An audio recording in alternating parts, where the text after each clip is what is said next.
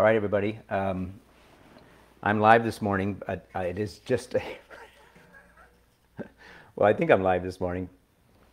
Welcome, everybody. Just starting to go live this morning and trying to get you connected not only to something that is reflective on your Sunday morning, but is also a chance for you to connect with one another. So I would invite you as you start to log on to make sure you connect with the people who show up in the chat, in the posting some emoticons or letting us know how you're doing. Or particularly today, I'm going to lead you into a question, whether you're live with us early this morning or logging on later on in the week and maybe commenting on some of these reflections today, to think about how your spirituality manifests in the here and now. We're going to get there at the end of this conversation today, but I want to think about sort of the way in which we have these different paradigms of religion that guide us. One is sort of an embrace of the past and all that religion has meant to us, looking backwards, even to our own personal traditions. And then there is this tendency, I think, as well, of kind of casting out this hopeful future. It's sort of almost like a utopian vision of what the world might be. We have a hope for the future, and we live in that hope for the future.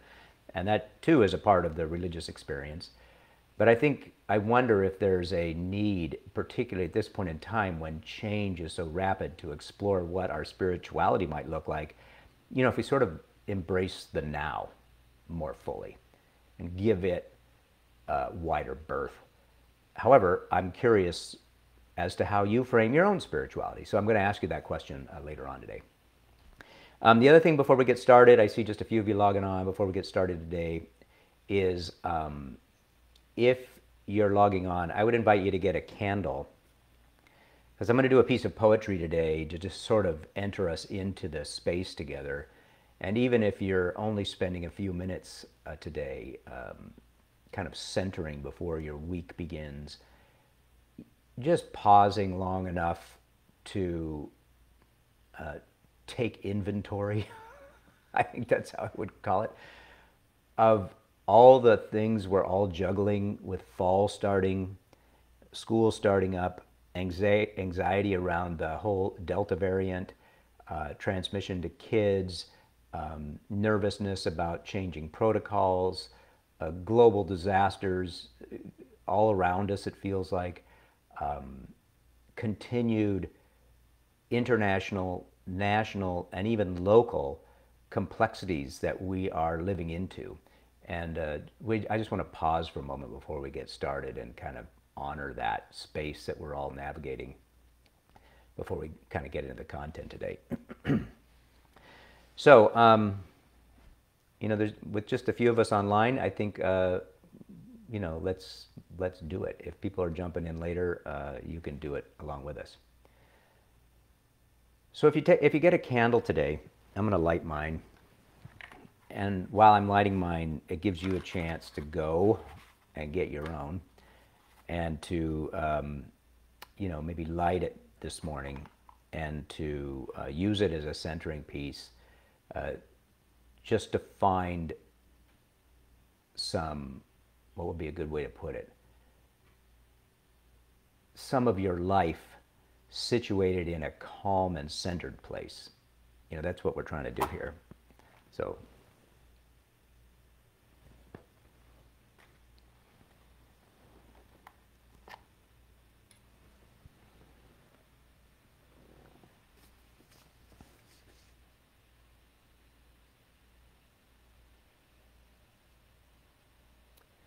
once you have your candle lit, I would invite you to maybe just reflect for a moment on sort of all the stuff that's churning inside of your own life experience right now.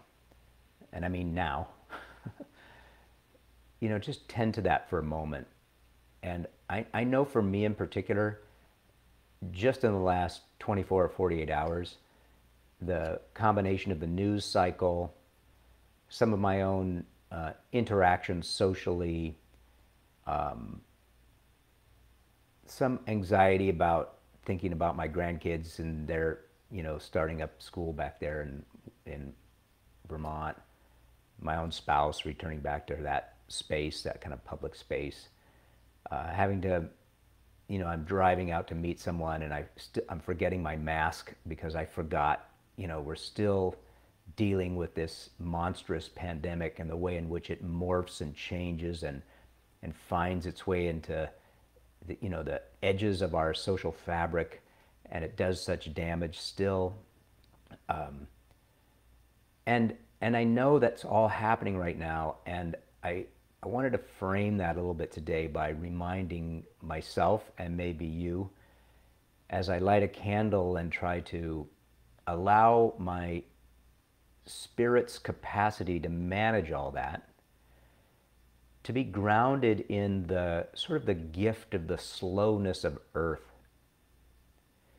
Sometimes I think we navigate time on a little bit of a hamster cage cycle, and it's super quick, and things are tumbling around in that hamster cage all the time. We forget that the little hamster cage that we have constructed exists within a much longer, slower, patient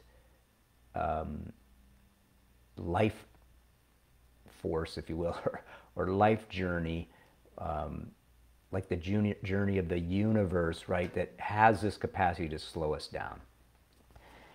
And so just take a deep breath today, and I'm going to just simply, as we deal with everything we're dealing with, remember our place in the earth. So just take a deep breath and let's listen to this blessing by John O'Donohue today.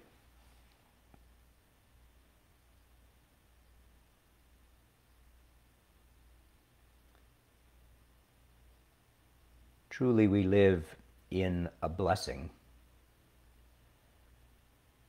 Within the imagination of the earth that knew the early patience to harness the mind of time, waited for the seas to warm, ready to welcome the emergence of things, dreaming of voyaging among the stillness of the land.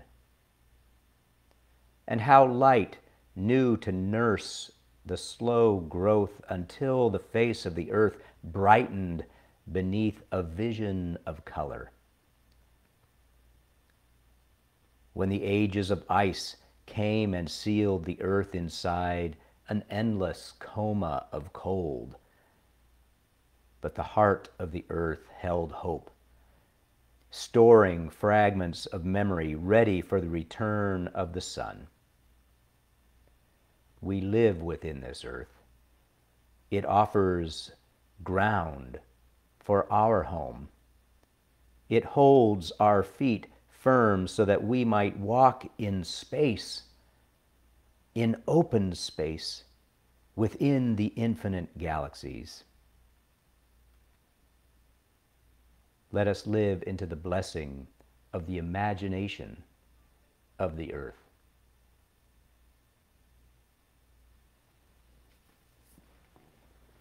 Well, amen to that. A little moment of pause today as we try to calmly manage the situation we're in.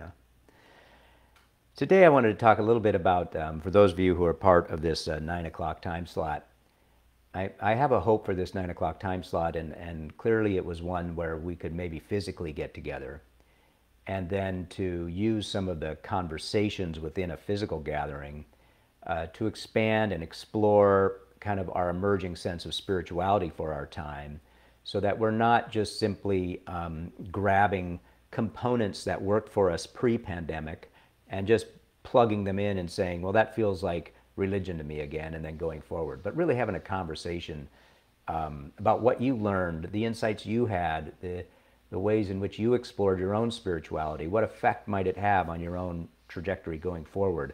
I wanted to do all that, and yet I know it's going to be really difficult to gather together. So plan B is to think about maybe ways to gather some of you who are interested into either pockets of Zoom calls and kind of have that conversation, and then glean from that conversation content for this 9 o'clock time. It's almost like a reporting of what we learned throughout the week, a way to capture it. That was one idea that I've been thinking about.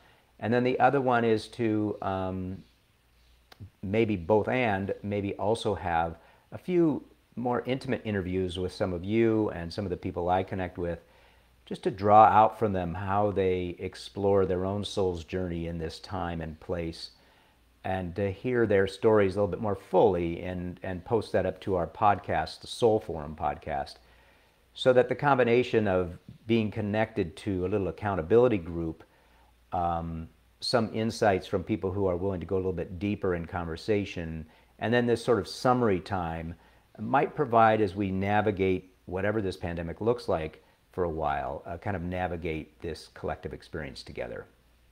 So that's what I'm thinking about. If you like that idea or have some comments on that idea, of course, feel free to reach out and let me know what you think, because it's just, I'm trying to figure out what's going to work best for all of us together, right?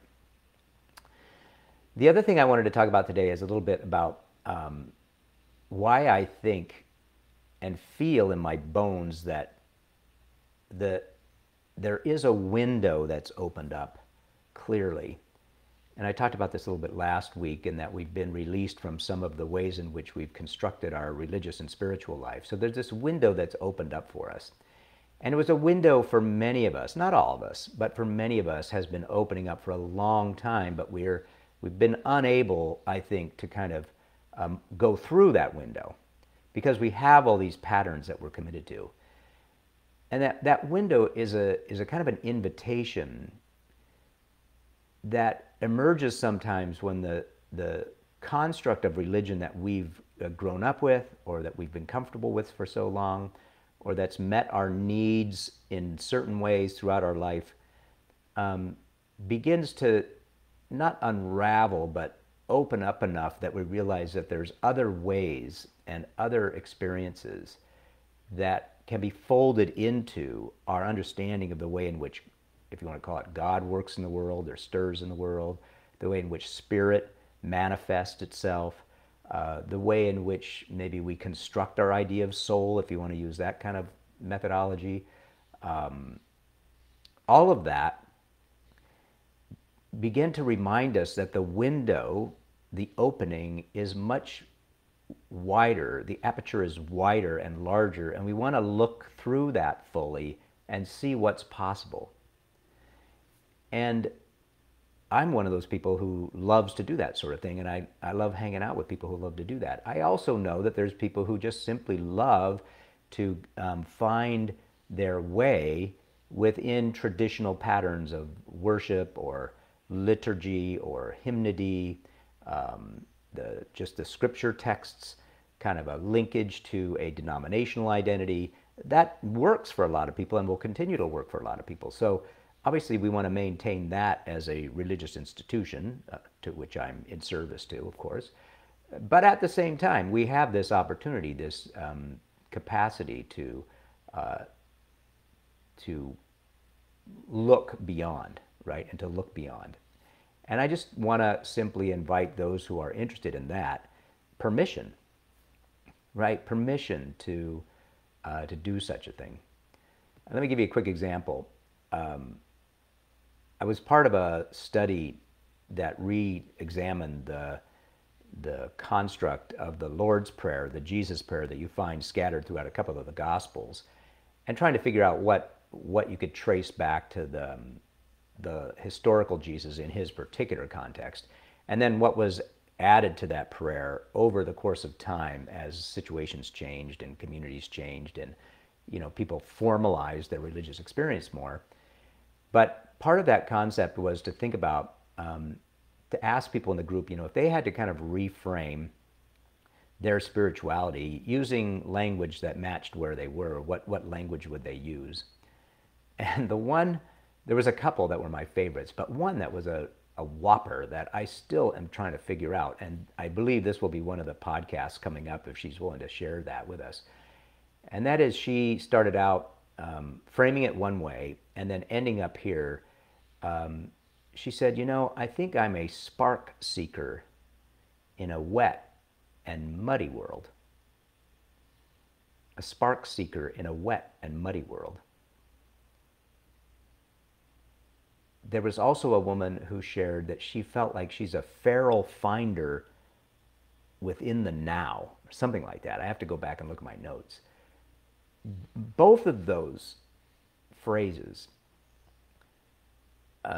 sparked some enthusiasm with the people who were in the group, right? There was something about those. They were open, yet they were focused. They had dedication and commitment.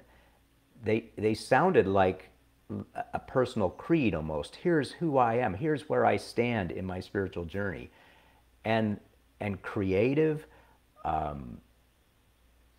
Anyway, they were just simply awesome. And I think what I would love to explore together is how do we allow people to sort of claim their language and their passion sets and their focus, and then to feel like the environment is safe enough that they can leverage that for their own well-being and the well-being of others. That's what I'm hoping. It's a big task. Oh, brother. So here's a question for today that I think helps frame that task, and that is, I think part of that task is trusting that however you manifest the idea of God, that you trust that God is present in what I would call the now, this actual moment right now. And if you're on the Facebook feed this morning, and it looks like there's not a lot of you out there, I think there might be something wrong with the feed, so we'll find out later. But if you're on the feed for this morning, I'd be curious if you could frame, if you think about your own religious or spiritual experience, do you lean towards framing that in a past tradition, you know, that both preserves the wisdom of a past tradition, maybe the practices of that past tradition, and that's the like the foundational piece of your spiritual path, is this capacity to enter into, explore, experience, express, find joy, comfort, challenge in a religious construct that we've inherited, right, from previous generations. And you could look back all the way back to your religious construct as far back as you want and say, is that the thing that kind of I use to manage the mess, if you will, the wet and muddy world in which I find myself? Is that the construct I use to manage that? Is that my dominant go-to? Or are you one of those people, and I know some people like this, who have as their dominant construct sort of this hopeful longing for an alternative future, and it drives them maybe to justice work, or it drives them to think creatively about where communities and our collective community is going. It sort of skips into a longing for and a hope for the future. You think about the Exodus story, right? There was a lot of motivation in Exodus about a promised land, right? A hoped for land, a land that they weren't in, but they constructed life together with this longing for some future together. That's been a part of the religious experience for a long time, this idea of having this kind of particular future that you're longing for. Do you put the bulk of your religious experience in that camp, right? And that helps you navigate the space you're in. And then finally, for the last place, is this question of whether those two might play a role, but you're really living into the present moment. That your dominant focus is like almost like mindfulness practices, right? It's like showing up for the experience of the now. And I've been in practices, and maybe you have too, that literally attempt to help you slow and stretch out this experience of the now by breathing, like breathing slowly and more, tending to breath, and then maybe adding the sense of touch to that experience or that moment, so you're grounded in where you are, and then maybe listening to all that is in your environment in a mindful way, right? You're living into this now and trying to experience all that is sacred in that very moment, in the moment that is very present for you. And then that present moment is not allowed to, it might be tethered to the past, but you don't let it slip into the future somewhere like, I got to live like this forever. You're just always in that moment, right? So that wherever you are, it's very portable spirituality. So that wherever you are, like I'm here right now in my office. I moved into my office, and I'm trying to be attentive to my mojo or my spirituality in this space, and the oak tree outside, and the squirrel that's climbing up right now, and the creek that runs by, right? I'm trying to be present for the now. And I think that's it's another big space that I think we don't all need to, but some of us want to explore together. I would say the other reason why I think the now is so important is that I swear I'm losing track because life changes so rapidly. I'm really struggling to remember yesterday, right? The day before, or the past, or then when we look back at the past, given sort of our awareness that has arisen within the consciousness or a rising consciousness of this pandemic time about Black Lives Matter, the Me Too movement, we look back at past patterns and we realize, oh my gosh, we thought they were so super, so great, so sustainable, like what life used to be like in the 50s or the 60s or the 70s or the 30s or the 20s. I don't know what era you're passionate about. And then we realized that out from those eras, there were things that were not helpful, right? Even destructive, that we thought were normative, and we've been carrying them forward and living with them. And that's an example of how you shift from just being grounded in past to how do those things play out in the now, right? How do I live my soulful engagement in the moment of now? So that's what I wanted you to explore today. If you commented on that, I'm going to read back and see what you reflected on with that. But my hope is, and I'm gonna close with this and that little piece of poetry again. My hope is that for those of you open to being a part of this space, sort of the 9 a.m. Sunday morning space, that you're willing to either engage a little bit more deeply about being invited into kind of a Zoom conversation that's safe and constructed, where we could have some conversations like this. And maybe you would go for 3 sessions or 4 sessions. It wouldn't have to last forever, but some way for you, rather than just me talking all the time, for you to talk and to share more fully. And then for some of you, if I reach out to you to say, hey, I'd like to come by and have a deeper conversation with you, just be open to that. And if you're near or far, I can do that with you.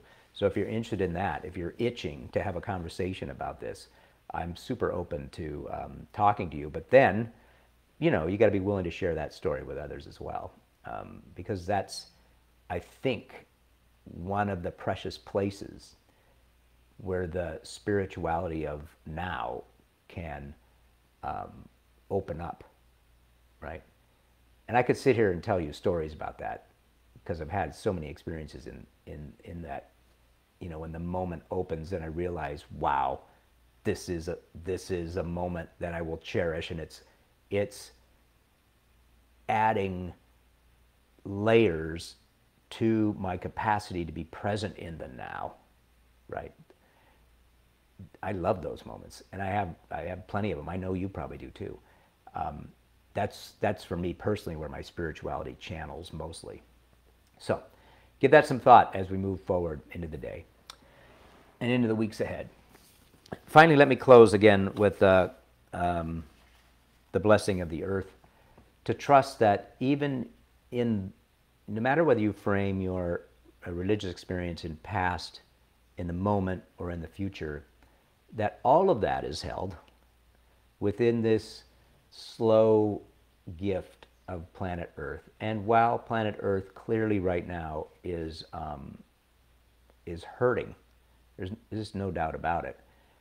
Earth Earth knows how to manage itself, even through those times of pain. Right? It will, move on either without us or with us, depending on how we behave. But this great journey of the universe and this particular planet has some time left, and it will continue to find its way. And as we live within that slower arc of time, to place our experience of the now within it is a beautiful thing to do. So, a deep breath, and one more time with this great blessing today. It is a wondrous thing to live within the imagination of the earth itself. Earth, that knew early the patience to harness the mind of time, waited for the seas to warm, ready to welcome the emergence of things dreaming of voyaging among the stillness of the land. And how light knew to nurse the growth until the face of the earth brightened beneath a vision of color. And when the ages of ice came and sealed the earth inside, an endless coma of cold, the heart of the earth held hope, storing fragments of memory ready for the return of the sun. We live within this earth. It offers the very ground of our being, a ground of home that holds our feet firm so that we might walk in the openness of space within the infinite galaxies. We live within the imagination of this earth. Amen. All right. Thanks all for being a part of that conversation today. Blessings on your week as you move forward. Find ways, please, to centering moments on your yoga mat, moments on your walk in the wild, moments of a coffee conversation with a friend, moments where you're compassionate to others. Find those moments and let them open up so that they might hold your spirit's journey. That's a lovely little goal, isn't it? Yeah. Announcement-wise, we try to do the announcements at 11 o'clock, but if you're part of this spiritual community, this week coming up, we have our first council meeting, which is exciting, with new council members, and a little mini council retreat that will introduce some of our new staff members to our leadership, and then ultimately to you. We have a number of new people that have started as Skip retired, so I want to introduce them. What else? We have a new pianist organist that's coming to lead the 11 o'clock, Michael. So if you're interested in kind of hearing someone new at the big musical instrument downstairs in the main hall, you can come and welcome Michael to that. We've also set up the main hall a little bit differently today, if you come, so that we can pause for a moment with our own candlelight and reflect on the way in which God manifests in our particular space and time. We'll be doing that today as well. And a few other odds and ends. Oh, I know. If you do come down to church, the campus down here, in the next couple of weeks, we develop a new kind of walking path a little bit along the creek, on the creek side. And that should be done not too long from now. And it'll have some areas to pause and just sit and enjoy whatever water, please, is flowing down the little creek behind our site. We're excited about that. That's been a long-term project linked to our courtyard remodel. So excited to get that done in the next couple weeks. All right, all. Thanks for spending some time today with me and with each other. I'm going to start reaching out to you a little bit. So those of you who are open to it, ping me, and I'll see if we can't connect to you as well, and see if we can't weave some of your wisdom into the time we share. All right. Bye-bye.